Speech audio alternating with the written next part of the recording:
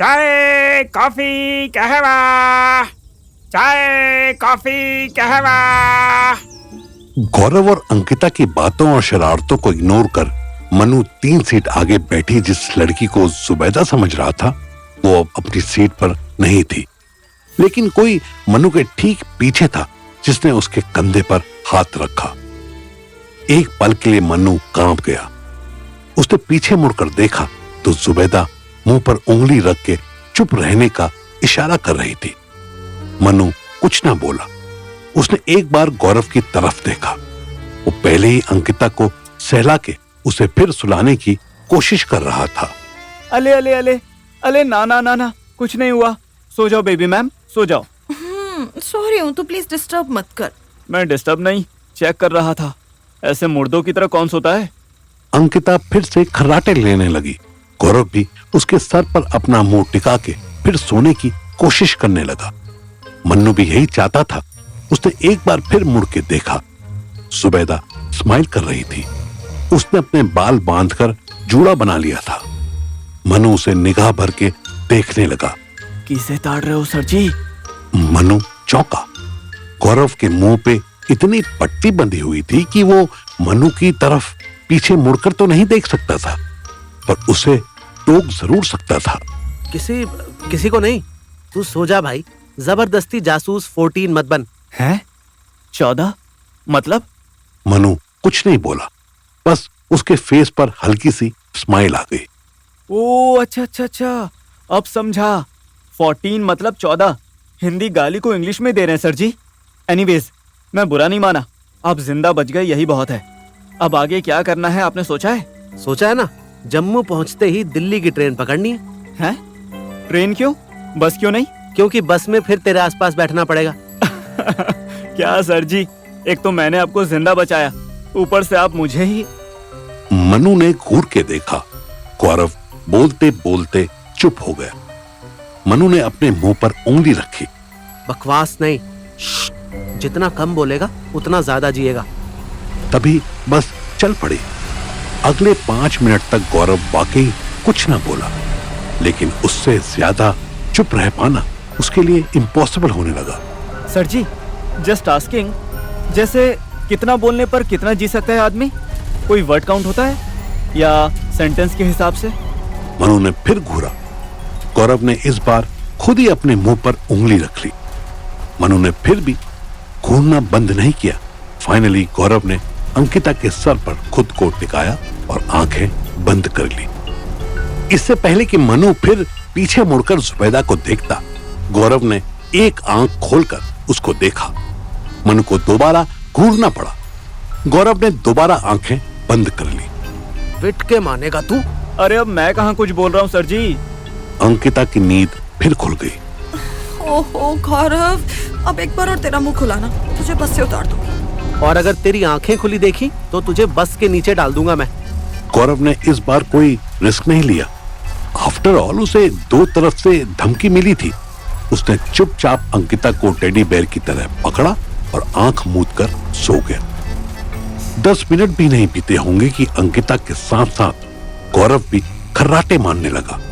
अब मनु ने पीछे मुड़कर देखा तो चौंक गया। अरे कहाँ गई? जुबैदा फिर पीछे से गायब थी।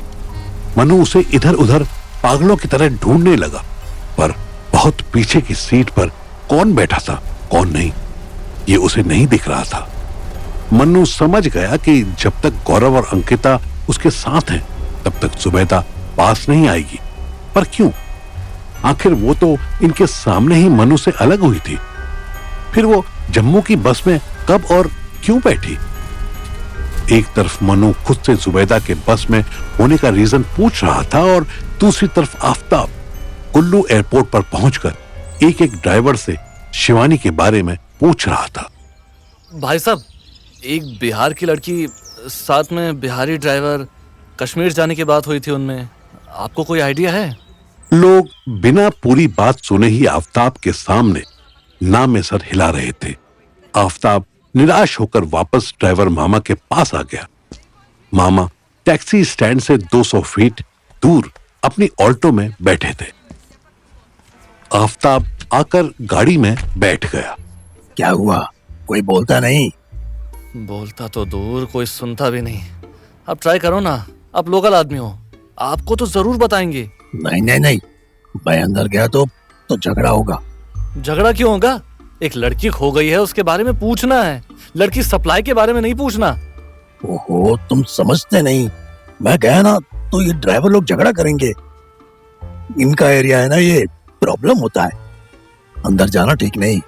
ऐसे तो फिर यहाँ खड़ा रहना भी ठीक नहीं। आप एक सेकंड पहले इतने क्लोज फ्रेंड बन जाते हो और अगले ही पल पराया कर देते हो। पढ़ाई की बात नहीं है भाई, जिसका परमिट है वही अलाउ है अंदर। मैं अंदर नहीं जा सकता, कोई देखेगा तो बेकार झगड़ा होगा। तुम एक काम करो, करवाओ, क्या करवाना चाहते हो मुझसे? अंदर जाके बोलो श्रीनगर जाना है, श्रीनगर। श्रीनगर? क्यों? क्यों नहीं, कितने में? ड्राइवर लोग कुछ भी रेट्स बताएंगे। तुम जाके कंजूसी दिखाना, बोलना अभी एक लड़की गई थी इतने में। कितने में? ओहो, समझते नहीं, कितने में भी कम प्राइस बताना, बहुत कम। जैसे वो बोले 20,000 में ले जाएंगे तो तुम कहना 10,000 में चलो, अभी एक लड़की गई थी, ऐसा बोलना। ओह, अब समझा। ऐसे रिकॉल हो जाएगा कि कौन लड़की अकेले गई थी यहाँ से। क्या शानदार आइडिया आपका, पहले क्यों नहीं बताया? 1 घंटा बर्बाद ही नहीं होता मेरा। पहले सूझा नहीं मुझे। क्या क्या क्या क्या सूझा? ओहो, सूझा नहीं ना मुझे, आया नहीं, दिमाग में सूझता है ना। अरे सूझा नहीं, ठीक ठीक ठीक, कोई बात नहीं है, मैं आता हूँ। रुको, अब चाय भी पिला दो पहले, अदरक वाली। आफताब ने एक बार घूर के ड्राइवर मामा को देखा, पर उनपे कोई फर्क नहीं पड़ा। थक हार कर आफताब ही चाय वाला ढूंढने चल दिया। 10 मिनट की वॉक के बाद उसे एक चाय वाला दिखा। उसके पास कांच के ग्लास के साथ साथ कुल्हड़ भी थे। ठंड में पहाड़ों की सुबह और ऊपर से कुल्हड़ की चाय देख आफताब को मजा आ गया। वो हाथ रगड़ने लगा। चाय वाला 40-50 की एज का सीरियस फेस वाला गोरा और तगड़ा आदमी था। भैया 2 चाय देना, कुल्हड़ में। कुल्हड़ में 20, ग्लास में 10। आफताब ने बिना कुछ बोले 50 का नोट उसकी तरफ बढ़ा दिया। चाय वाले ने नोट की तरफ देखा भी नहीं। वो चाय कुल्हड़ में डालने लगा। इस पूरे एरिया में दूसरा कोई चाय वाला नहीं है भैया? कोई खास रीजन है क्या? चाय वाला मुस्कुरा दिया। जो भी यहाँ आता है सिर्फ हमारे यहाँ चाय पी के जाता है। बहुत दुकानें खुली चाय मैगी की, मैगी तो सबने बना ली, पर चाय सिर्फ अपनी बिकती है। अच्छा, क्या 2-3 दिन पहले यहाँ कोई ऐसी लड़की भी आई थी जो अकेले ट्रैवल कर रही थी, वो भी कश्मीर? चाय वाले ने निगाह उठा के एक सेकंड के लिए देखा, फिर वापस कुल्हड़ पर फोकस करते हुए बोला। आजकल सोलो ट्रैवल करने वालियों का क्रेज बढ़ गया है।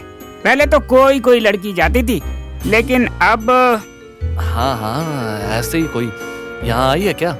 मुझे पता चला कि कोई बिहार का टैक्सी वाला उसे 10,000 में कश्मीर ले गया। यहाँ 100 लड़कियाँ आती हैं 1 घंटे में। कस्टमर पे नजर थोड़ी रखते हैं हम। सॉरी, मेरा वो मतलब नहीं था।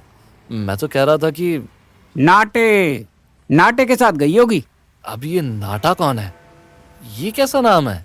नाम तो पता नहीं, पर छोटी हाइट का ड्राइवर है यहाँ टैक्सी स्टैंड पे। वही इतने कम रेट में ले जा सकता है, वरना 15,000 प्लस खर्च तो लगता ही है श्रीनगर का। थैंक यू सो मच भाई साहब।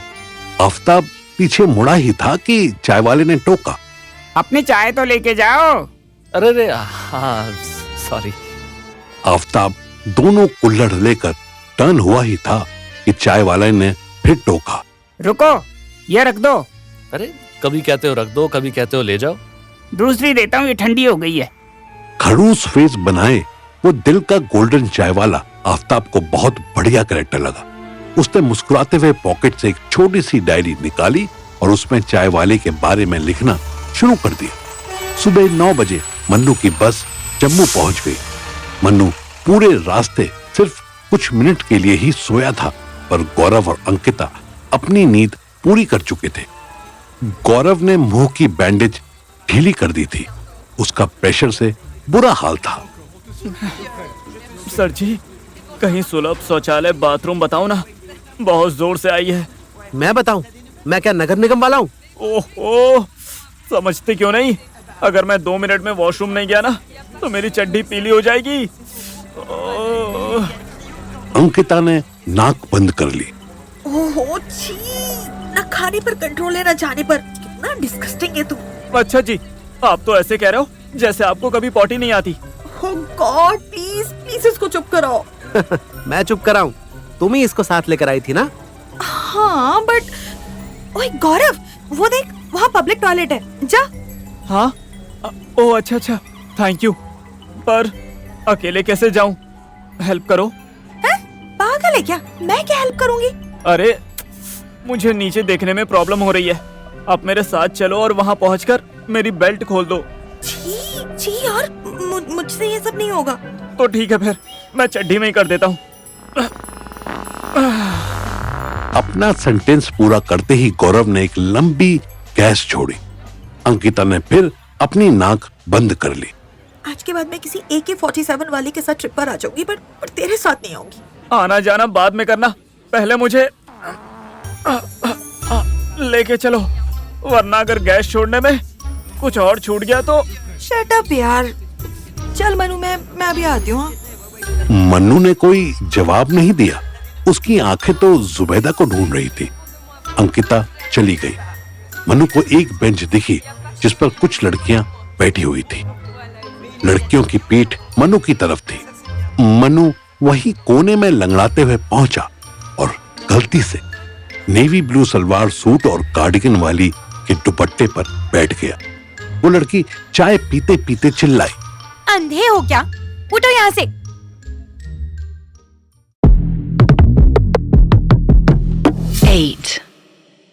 मन्नू गलती से एक लड़की के दुपट्टे पर बैठ गया था।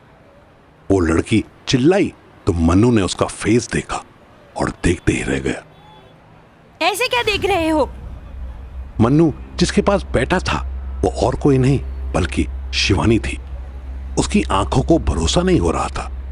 इसका मतलब क्या शिवानी भी उसके साथ साथ ही जम्मू तक आई थी?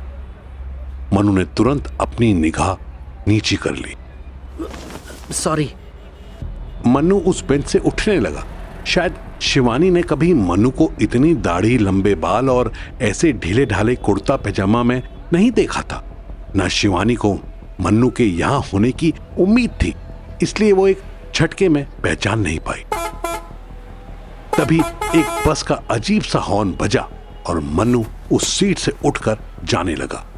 उसकी चाल में लंगड़ाहट थी। शिवानी उसको जाता देख रही थी। मन्नू धीरे धीरे आगे बढ़ रहा था कि उसे सामने से अंकिता आती दिखाई दी। अंकिता ने भी मन्नू को लंगड़ाते हुए बेंच से दूर जाते देख लिया। उसके ठीक पीछे एक लड़की भी अंकिता को दिखी। अंकिता ने उसे तुरंत पहचान लिया। शिवानी, ये यहाँ क्या कर रही है? तभी अंकिता के पीछे पीछे गौरव भी आ गया। इस अचानक हुए गेट टुगेदर से अनजान गौरव अपनी ही खुशी में मस्त था। अंकिता मैम, पता है मस्त पेट साफ हो गया। क्या बढ़िया भूख लगी है अब। Shut up. वो देख सामने कौन है। कौन है क्या? मन्नू सर हैं और कौन? ओ बहनचोद। हाँ, वो पीसी शिवानी ही है। ये लगता है मन्नू को पहचान ही नहीं। लगता है बेचारी की याददाश्त चली गई है। चलो आओ पता करते हैं। गौरव बेंच की तरफ बढ़ा ही था कि अंकिता ने उसका हाथ रोक लिया। रुक रुक रुक, मत जा, पहले मन्नू को आने दे। गौरव ने एक झटके में अंकिता का हाथ छुड़ाया और फिल्मी स्टाइल से बोला,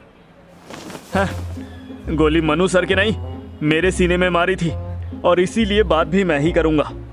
गौरव बेंच की तरफ जा रहा था। तभी शिवानी को जैसे कुछ रियलाइज हुआ। वो लंगड़ाते हुए मन्नू को देख जोर से बोली, हे मन्नू, मन्नू। मन्नू ने ऐसे इग्नोर किया जैसे उसके कान में रुई घुसी हो। वो बस अंकिता की तरफ आने लगा। गौरव उसे क्रॉस करने ही वाला था कि मन्नू ने उसका हाथ पकड़ा। गौरव रहने दे भाई, अभी यहाँ से निकल। आपको जहां निकलना है निकलो सर जी, पर इस औरत को तो मैं औकात दिखा के ही जाऊंगा। गौरव बात मान। अजी मेरा घंटा। गौरव सीधे शिवानी के पास पहुंचा। शिवानी उसको भी पहचान नहीं पा रही थी। गौरव का फेस पट्टियों से भरा हुआ था। शिवानी उसे बड़े ध्यान से देखती रही। आसपास खड़े लड़के लड़कियों को भी अब आइडिया हो रहा था कि यहाँ कोई बवाल होने वाला है। और आंटी, क्या हाल है? आंटी, यहाँ सब पागल भरे पड़े हैं क्या? क्या कहा? पागल हम? गोली तुम चलाओ और पागल कहलाए हम? मनु दूर से ही चिल्लाया। रहने दे भाई, बात मत बढ़ा, आजा, हमें निकलना है। अरे कहाँ निकलना है? बेंचो निकल ही रहे पिछले 6 महीने से, कहीं पहुंच ही नहीं रहे हैं, बस निकलते ही जा रहे हैं। सर जी तुम चुप रहो थोड़ी देर, अभी मेरा मूड बहुत ज्यादा खराब है। गौरव, मैं कह रही हूँ ना, चुप हो जाओ। गौरव, तुम गौरव हो? गौरव अचानक से अंकिता पर चिल्लाया। तुझे अलग से कहूँ क्या साली? चुप हो जा 2 मिनट के लिए। आसपास खड़े लोग वीडियो बनाने लगे। अंकिता को गौरव के चिल्लाने का इतना बुरा नहीं लगा। वो उसी टाइम घूमी और चली गई। मनु बेचारा आधे रास्ते में खड़ा, ना अंकिता की तरफ जा रहा था, ना ही शिवानी के पास लौट रहा था। गौरव आराम से शिवानी के पास बैठ गया। हाँ तो मेरी एक्स भाभी कहता था ना मैं तुझे, बोल। देखो गौरव, जो हुआ उसके पीछे। अरे गांड मराए सब पीछे, मैंने जो पूछा है वो बता। मैं तुझे भाभी बोलता था ना? हाँ, फिर तूने मुझे गोली क्यों मारी है? तुझे पता है कि तेरी इस हरकत की वजह से मेरे बाप ने मुझे घर से निकाल दिया और ये लंगड़ा आदमी यहाँ वहाँ भटकता रहा। शांत हो जाओ तुम, सब देख रहे हैं। अबे ओ फूलन देवी की माँ, तुझे कब से लोगों के देखने से फर्क पड़ने लगा है? एक मारूंगा ना खींच के, अभी घूम के गिरेगी। गौरव, तमीज में रह के बात करो। नहीं तो? हाँ, नहीं तो क्या करेगी? फिर गोली मारेगी तू? रुक अभी, हाँ? रुक, तू बस रुक। गौरव आसपास खड़े लोगों से बोलने लगा। भाई और बहनों, देखो इस लड़की को। ये लड़की आदमियों से बहुत ज्यादा नफरत करती है। किसी ने इसका चूतिया काट दिया तो अब ये हर आदमी को गोली मारने लगी है। ये बहुत बड़ी गुंडी है भाई साहब। इसका चाचा बहुत बड़ा गुंडा था। गौरव, तू क्या कर रहा है? चुप हो जा। यहाँ तमाशा बना के क्या मिलेगा? हैं? क्या कहा तूने? क्या मिलेगा? अबे संतुष्टि मिलेगी कमीनी। तू औरत है ना, तो तुझ पर हाथ तो उठा नहीं सकता मैं। और वैसे भी मैं तुझे भाभी कहता था। तूने भले ही मुझे अपना देवर न समझाओ, पर मैं थोड़ी भूलूंगा कि तू कभी मेरी भाभी थी। गौरव के चिल्लाने से आसपास के लोग तो इकट्ठा हुए ही थे। शिवानी को दूर दूर से 2 पुलिस वाले भी आते दिखाई दिए। वो घबरा गई। ये साइन गड़बड़ था। अगर पुलिस वाले गौरव की बातों में आ जाते तो शिवानी फिर से जेल जा सकती थी। तू मुझे भाभी कहता था ना, अब भाभी की इज्जत नीलाम करेगा? बता, सबके सामने बेइज्जती करनी चाहिए तुझे? गौरव सोचने लगा। सोचने की कोशिश में वो पट्टी के ऊपर से ही अपना सर खुजा रहा था। आसपास के लोग हंसने लगे। हाँ, उस हिसाब से करनी तो नहीं चाहिए, पर एक सेकंड, मेरे भैया ने तो भाभी ही बदल ली। तेरा पत्ता कट गया शिवानी खानदानी। भाई अब किसी कश्मीर की कली तोड़ने की तैयारी में है। भीड़ और जोर से हंसी। पुलिस वाले जम्मू जैसे बस स्टैंड पर भीड़ देखते ही एक्टिव हो जाते थे। उन्होंने आते ही गाय बैल की तरह भीड़ को छांटना शुरू किया। हटो सब, भीड़ मत लगाओ, हटो हटो। इससे पहले कि पुलिस वाले भीड़ लगने के रीजन तक यानी शिवानी और गौरव तक पहुंचते, शिवानी गौरव का हाथ पकड़कर भीड़ में ही घुसकर वहां से निकल ली। इधर मनु भी मौके का फायदा उठाकर वहां से खिसक लिया। अब काउंट करें तो जम्मू बस स्टेशन पर गौरव शिवानी के साथ था, अंकिता कहीं अकेली बैठी थी, मन्नू कहीं भटक रहा था और सुबैदा से दोबारा मिलने की कोशिश कर रहा था।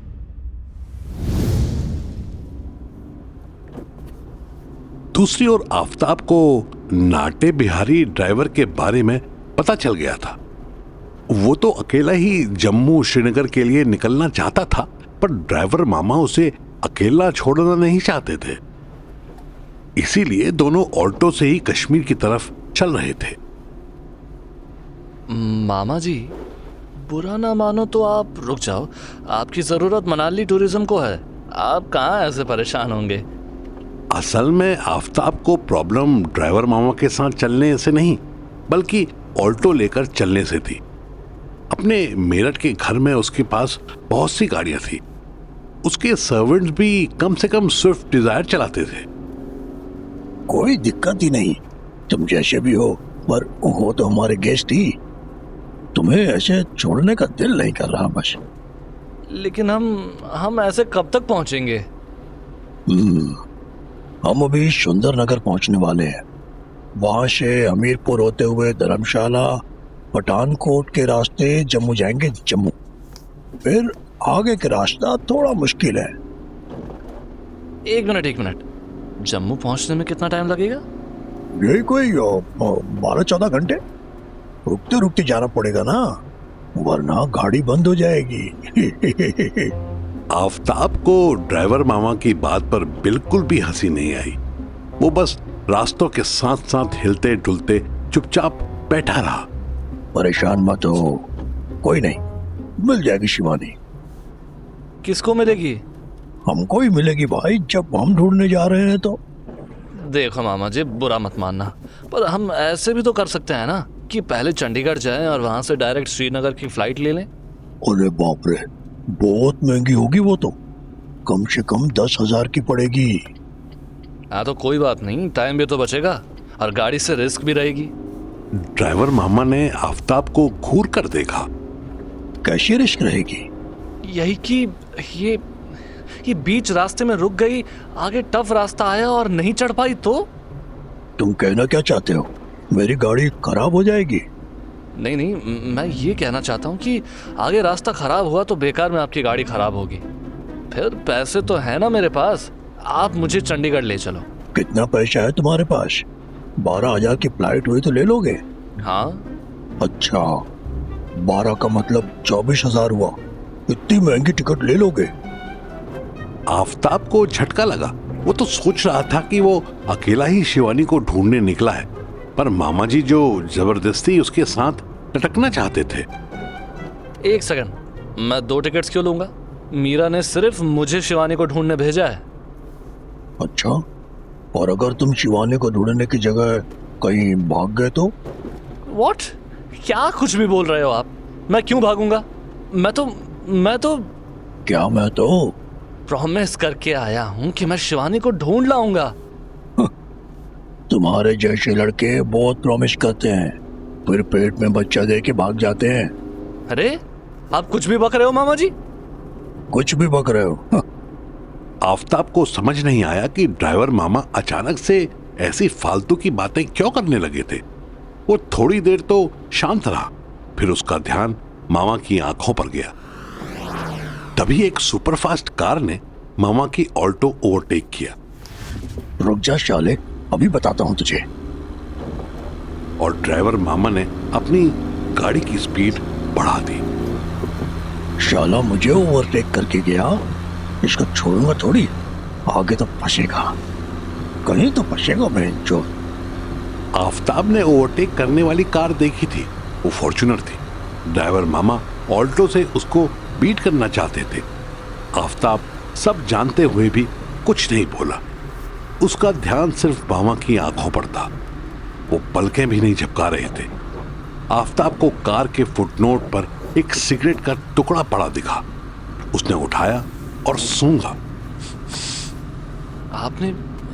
आपने चरस फूंक रखी है मामा जी।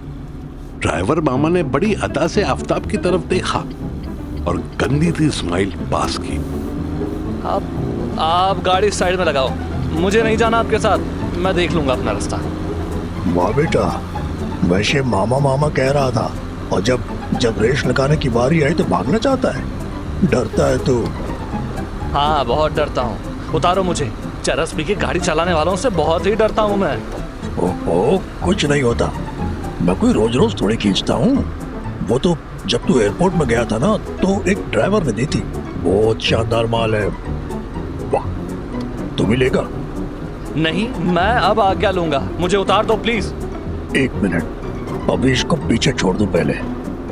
ड्राइवर मामा किसी और ही गाड़ी को ओवरटेक वाली गाड़ी समझ के पीछा करने की कोशिश करने लगे। मामा रहने दो, फालतू के ड्रामे मत करो, ये वो गाड़ी है भी नहीं, प्लीज। 1 मिनट चुप रह तू। ड्राइवर मामा ने स्टीयरिंग छोड़ दिया और अपने वुलन कैप में से एक सिगरेट और निकाली। माचिस है तेरे पास? नहीं, आपके पास भी नहीं है? बेंच मेरे पास है, ये देख। उन्होंने चलती गाड़ी में माचिस जलानी शुरू कर दी। आफताब को सामने से एक टूरिस्ट बस आती दिखाई दी। मामा ने स्टीयरिंग छोड़ा हुआ था, इसलिए गाड़ी ड्रिफ्ट होती हुई बस के लेन में खिसकती जा रही थी।